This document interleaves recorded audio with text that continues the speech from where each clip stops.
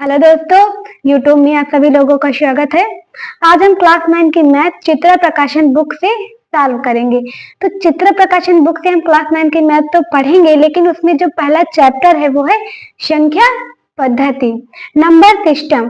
तो number system है, इसमें हमारे कुछ डिफिनीशन आती है, जैसे कि प्राकृतिक संख्या, पूर्ण संख्या। तो चलो देखते हैं कि प्राकृतिक संख्या किसे कहते हैं और पूर्ण संख्या किसे कहते हैं। जब हमें इस चीज का पता चलेगा तभी हमारा जो चैप्टर फर्स्ट है संख्या पद्धति वो हमारा सॉल्व होगा। तो आइए देखते हैं कि प्राकृतिक संख्या किसे कहते हैं और पूर्ण संख्या किसे कहते हैं। देखो, जो हमारी प्राकृतिक संख्या है,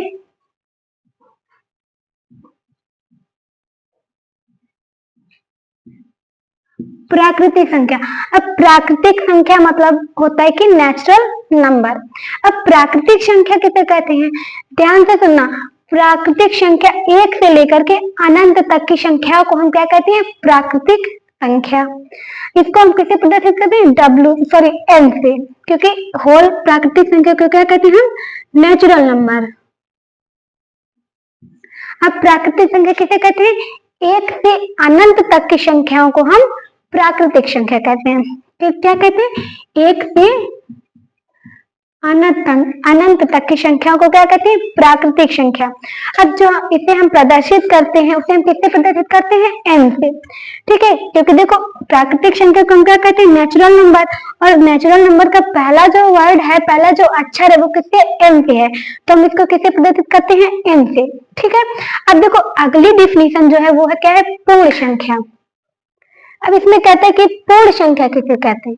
अब पूर्ण संख्या, इसको भी ध्यान से सुनना कि पूर्ण संख्या किसे कहते हैं। देखो, जो पूर्ण संख्या है उसको इंग्लिश में कहते हैं कि होल नंबर। क्या कहते हैं, होल नंबर। अब होल नंबर तो कहते हैं, लेकिन इसकी डिफिनीशन कैसे बनाएंगे। तो देखो, जो पूर्ण संख्या है उसे जीरो से अनंत तक की संख्याओं को हम क्या कहते हैं, पूर्ण संख्या। इसमें हम क्या कहते हैं कि एक से अनंत तक की संख्या को हम प्राकृतिक संख्या कहते हैं, और जीरो से अनंत तक की संख्या को हम क्या कहते हैं, पूर्ण संख्या कहते हैं। ठीक है, तो देखो चलो चैप्टर में आते हैं कि इसमें हमारे क्वेश्चंस क्या है और हम उनको सॉल्व कैसे करेंगे। तो देखो, अभ्यास 1.1 में जो पहला क्वेश्चन है हमारा कि दिए गए कथन को सत्य है या असत्य, कारण सहित उत्तर दीजिए। मतलब जो हमें कथन दिए गए हैं, जो हमें क्वेश्चन दिए गए हैं, उसको हमें कारण सहित बताना है कि जो हमारे क्वेश्चन है जो हमें दिए गए वो सही है या फिर गलत है। तो देखो, इसमें पहला क्या है कि प्रत्येक पूर्ण संख्या एक प्राकृतिक संख्या है। देखो क्या है कि प्रत्येक पूर्ण संख्या, ये जो पूर्ण संख्या है क्या वो प्राकृतिक संख्या है। अब ध्यान से समझना कि ये जीरो से लेकर के अनंत तक की संख्या को क्या कहते हैं हम, पूर्ण संख्या। लेकिन एक से लेकर अनंत तक की संख्या को हम क्या कहते हैं, प्राकृतिक संख्या। अब इसमें क्या कहा है कि प्रत्येक पूर्ण संख्या एक प्राकृतिक संख्या है। अब पूर्ण संख्या जीरो से, प्राकृतिक संख्या किससे, एक से स्टार्ट होती है। तो ये जो हमारा क्वेश्चन होगा, ये जो हमारा कथन होगा, क्या होगा, असत्य होगा। ठीक है, क्योंकि हम अगर क्वेश्चन में ये कहते कि प्रत्येक प्राकृतिक संख्या क्या पूर्ण संख्या है, तो ये हमारा क्या होगा, गलत होगा। लेकिन अगर ये कहता कि प्रत्येक प्राकृतिक संख्या जो है क्या वो पूर्ण संख्या है, तो ये हमारा क्या होता है, सही होता। लेकिन इसमें क्या बोला कि प्रत्येक पूर्ण संख्या एक प्राकृतिक संख्या, तो ये जो हमारा कथन होगा ये क्या होगा, गलत होगा। ठीक है, अब अगला देखो कि प्रत्येक प्राकृतिक संख्या एक पूर्ण संख्या है। अब देखो क्या एक प्रत्येक प्राकृतिक संख्या, एक से लेकर के अनंत तक की संख्या को क्या कहते हैं, प्राकृतिक संख्या। और जीरो से लेकर अनंत तक की संख्या को हम क्या कहते हैं, पूर्ण संख्या।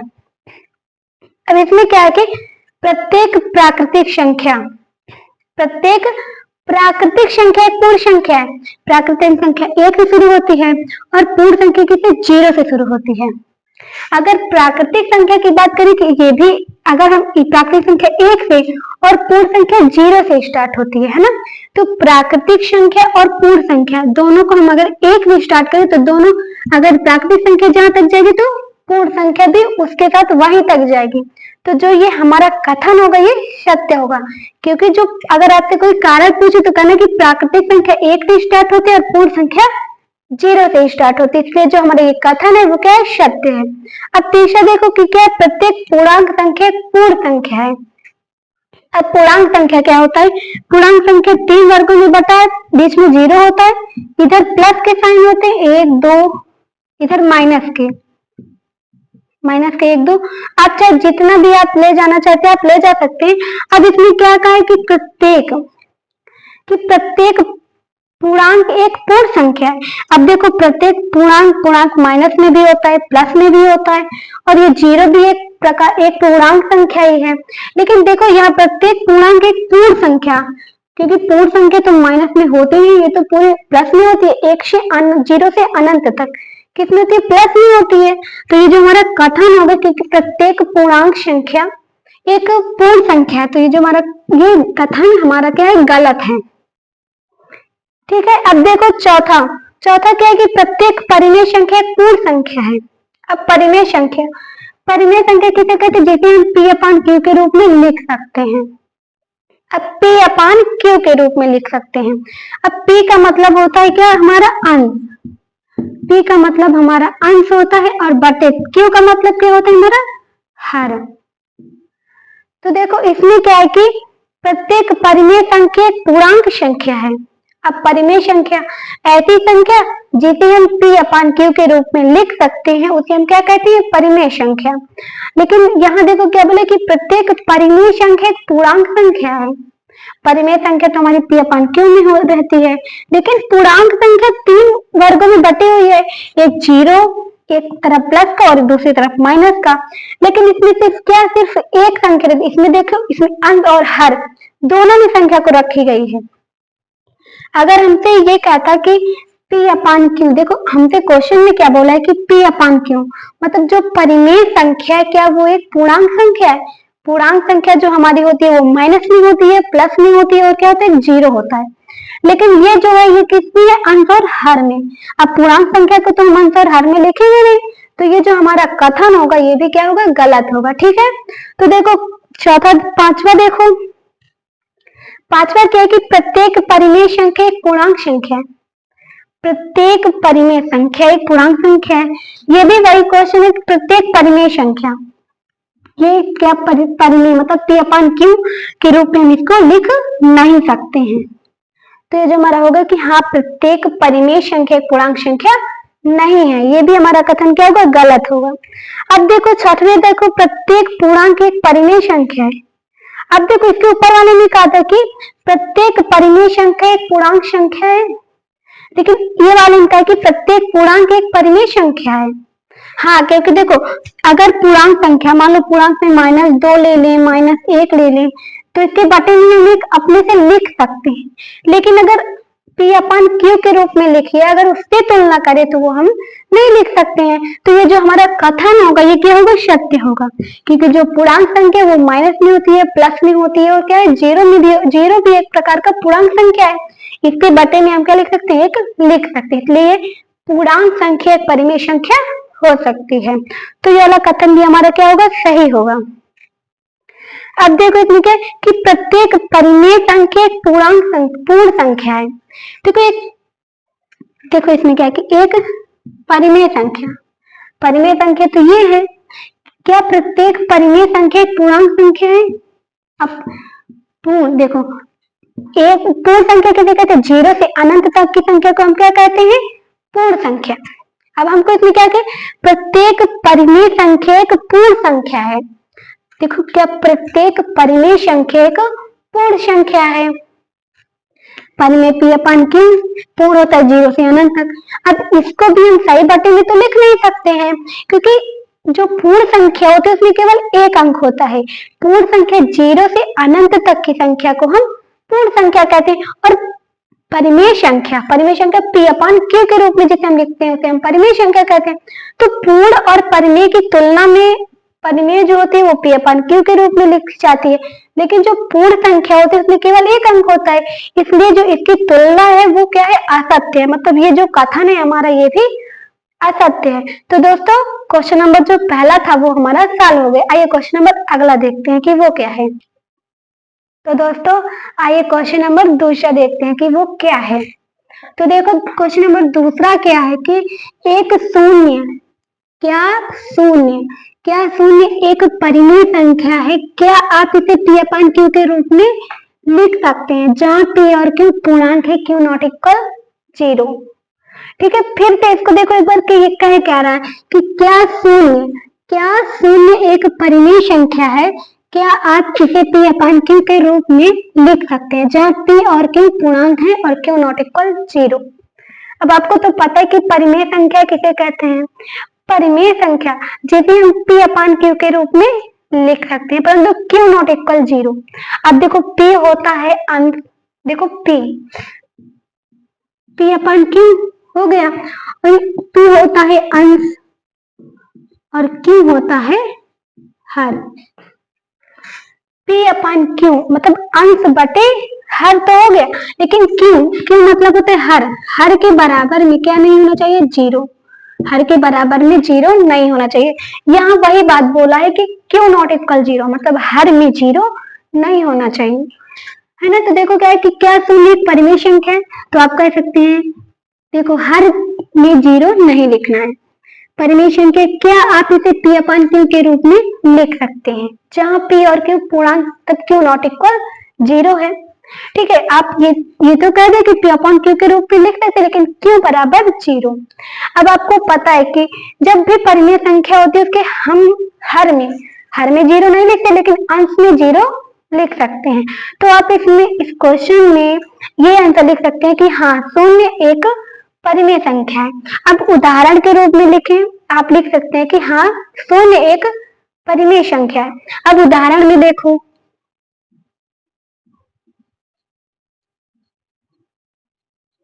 अब देखो उदाहरण में यहाँ देखो यह साफ साफ बोला है कि q नॉट इक्वल 0 मतलब हर में 0 नहीं रखना है, हर में 0 नहीं रखना, लेकिन फिर भी आपको 0 को परिमेय संख्या के रूप में दिखाना है। तो देखो उदाहरण में क्या आप अंश में 0/1 कर सकते हैं, 0/2, 0/5, आपका जितना मन हो, लेकिन हर में आप 0 नहीं रखिएगा, अंश में केवल 0 आप 0 रखे, हर में आपका जितना मन करे उतना रख दीजिए। यही हो गया हमारा क्या उदाहरण। तो इस क्वेश्चन में आप लिखेंगे कि हाँ शून्य एक परिमेय संख्या है, और उदाहरण के रूप में आप लिखेंगे 0/1, 0/2, लेकिन अंश में बस 0 रखना है, हर में 0 नहीं रखना है। तो दोस्तों क्वेश्चन नंबर दूसरा भी जो था हमारा वो भी सॉल्व हो गया। आइए अगला देखते हैं कि वो क्या है। तो दोस्तों आइए क्वेश्चन नंबर तीसरा देखते हैं कि वो क्या है। देखो क्वेश्चन नंबर जो तीसरा है वो क्या है कि 3/5 तथा 4/5 के मध्य 5 परिमेय संख्या ज्ञात कीजिए। मतलब क्या बोला है कि 3/5 तथा 4/5 के मध्य कितनी 5 परिमेय संख्या ज्ञात करनी है। और परिमेय संख्या का सूत्र आपने पहले ये पढ़ा था कि 1/2 ब्रैकेट में पहली संख्या प्लस अंतिम संख्या, लेकिन उसमें थोड़ा गौर करो कि वो ठीक बीच की संख्या का पूछता है, लेकिन इसमें क्या पूछा कि इसमें 6 मतलब 5 परिमेय संख्या ज्ञात करनी है। तो इसमें हम दूसरा सूत्र लगाएंगे। अब देखो दूसरा क्या है कि जैसे 3/5 और कितने 4/5, इनके बीच कितनी संख्या ज्ञात करनी, 5 परिमेय संख्या ज्ञात करनी। परिमेय संख्या मतलब जो p अपान क्यू के रूप में हो। अब देखो आपको पता है कि जब अगर 5 बोलता है तो हम एक संख्या बढ़ा करके उसमें क्या करवाते हैं, गुणा करवाते हैं। अब 5 बोला है तो किसे गुणा करवाएंगे, 6 का, क्योंकि एक संख्या को हम बढ़ा कर करवाते हैं। तो इसके अंश और हर दोनों में कितने का गुणा करवाएंगे, 6 का। इसमें भी कितने करवाएंगे, 6 का। जितने का पूछे उतने में करवाना है। अब देखो 18 हो गया बटे 30 हो गया। अब देखो इसमें चाचा को 24 हो गया बटे 30। अब देखो अगर इसके जो हर बराबर नहीं होते तो हमको लाटा लेकर के हर बराबर करना पड़ता, लेकिन इन दोनों के क्या है, हर समान है। अब इनके बीच की संख्या 18 के बाद क्या आता है, 19 बटे 30, 20 बटे 30, 21 बटे 30 और 22 बटे 30, और क्या होगा 23 बटे 30। अब 24/30 नहीं लिखेंगे क्योंकि ये हमारा क्या गुणा करने पर हमको क्या मिला है 18/30 और 24/30। जो भी हमको संख्या प्राप्त होगी पहली संख्या और अंतिम संख्या को छोड़ करके जितनी भी हमको संख्या पूछेगा ना उतनी ही बीच में संख्याएं क्या होंगी आएंगी। तो हमसे कितनी पूछा था 5। अब जरा गिनो 1 2 3 4 5। हमसे कितनी पूछा था 5 पूछा था हमको 5 मिल भी गई। अब देखो ये किसने पूछा था परिमेय संख्याएं।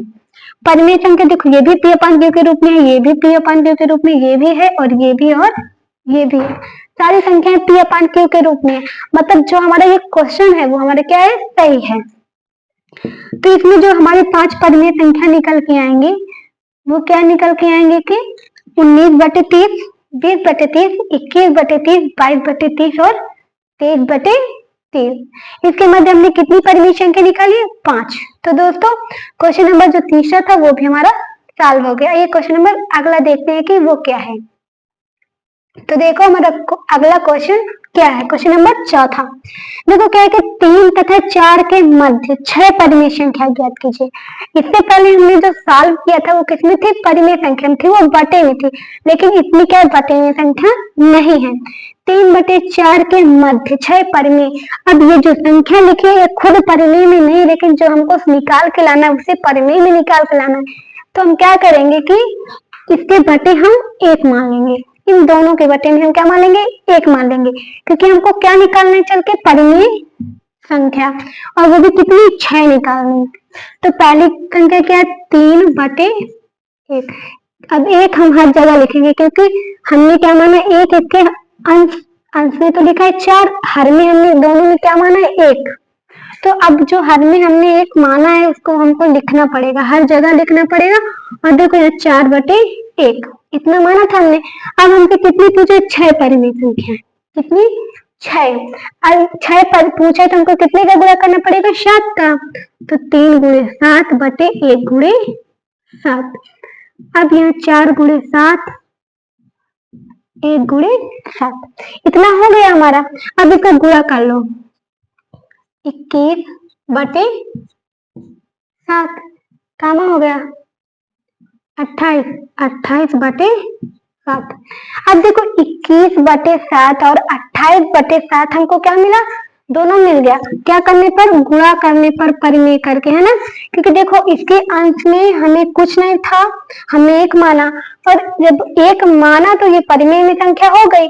और हमने क्या किया कि इससे 6 निकालनी थी तो एक संख्या बढ़ा करके हम गुणा करते हैं। तो इसके अंश और हर दोनों में गुणा करते हैं तो 1 है तो क्या होगा लेकिन दोनों में क्या करना पड़ेगा गुणा। तभी इनका जो हर होगा समान होगा और हमारी जो संख्या निकलेगी कितनी निकलेगी परिमेय में निकलेगी।